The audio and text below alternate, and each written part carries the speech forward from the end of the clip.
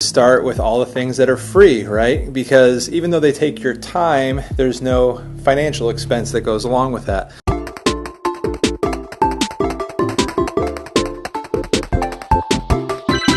I've had a few conversations recently with some folks that are looking for advice on how to get rolling with a $0 budget. And that's totally fine. I started with a $0 budget.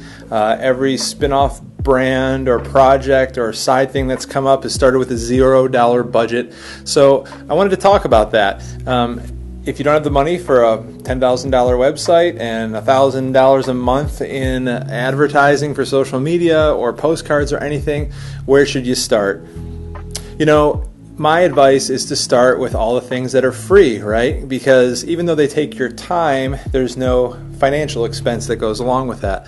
So if you're launching a new product, for example, you're going to want to make sure and start by grabbing up all the free social media platform accounts that you can. So you want your Facebook, your Instagram, Twitter, TikTok maybe, if that's in the same vein of where you think your clients are hanging out.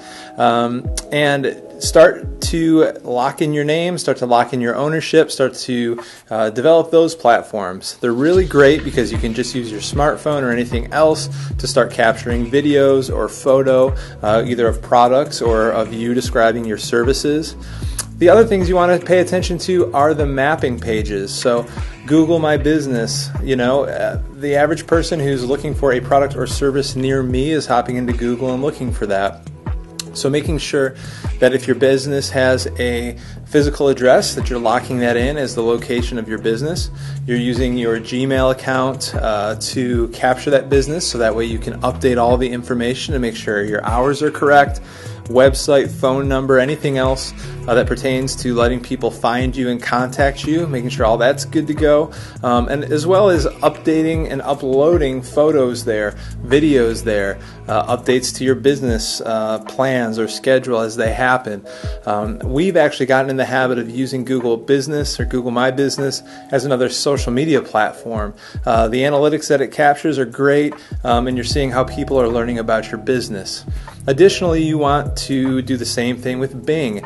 A little insider tip is that when you create your Google Business page, Bing will actually sync with that. So there's no need to create one from the ground up. Start with Google Business, get your profile confirmed. They're going to mail you a postcard with a code. You're going to log that in, and then that way you can claim and fully control your business listing.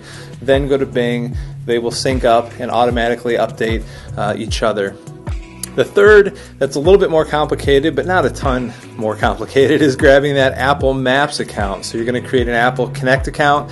You're going to go to the Apple Maps area, and you're going to go through that same process. Apple Maps sometimes, and for some reason, actually pulls off of Yelp to get started. So that's another place to look. Yelp, in my experience, is classic for as soon as you sign up and claim your business, they're going to start calling and asking you if you want to spend some money with them, and you can choose to do that or not. The other thing that ties into this is content. You do want to have as much nice content as you can possibly afford. But again, $0 budget, leverage that smartphone, leverage your camera, leverage all the apps with the cool filters, all the video apps with chroma key, green screen. There are so many free options out there. And work with your friends, family, or neighbors who may have a gift for that. Ask them to help you with some photos. Ask them to help you hold that lamp a little bit closer to your cakes that you're trying to sell, so that way the pictures get enough light.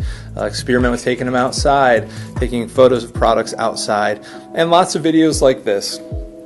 Very few people want to do videos like this.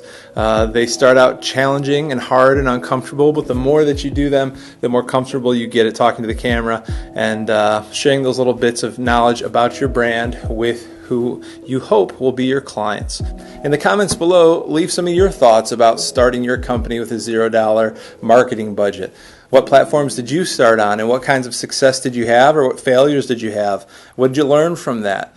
Do you find that it's money that motivates you to do that all yourself, or is it the fact that you enjoy talking about your products and services that keeps it going? Leave your thoughts below and let's talk about it.